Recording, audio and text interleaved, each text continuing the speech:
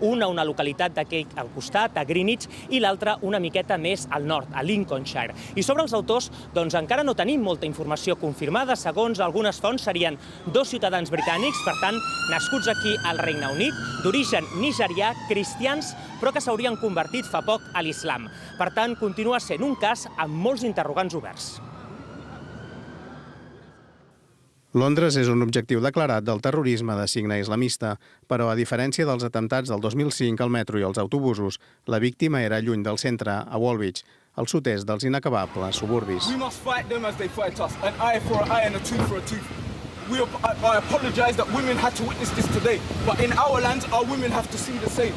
You people will never be safe. Remove your governments, they don't care about you.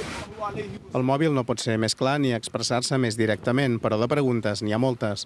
Per què Woolwich? Per què un militar degollat al mig del carrer? Els agressors ni tan sols van fugir, al contrari, van fer ostentació de la seva acció davant dels testimonis de l'assassinat. La policia els va abatre moments després. Ferits se'ls van dur a l'hospital. Aquest matí, Scotland Yard buscava minuciosament indicis que portin a saber si darrere d'aquest oficialment anomenat incident terrorista hi ha alguna cosa més que el desig de venjança de 2 musulmans ressentits amb Occident. This was not just an attack on Britain and on the British way of life. It was also a betrayal of Islam and of the Muslim communities who give so much to our country. No hi ha res a l'islam que justifiqui aquest acte execrable, ha afegit Cameron.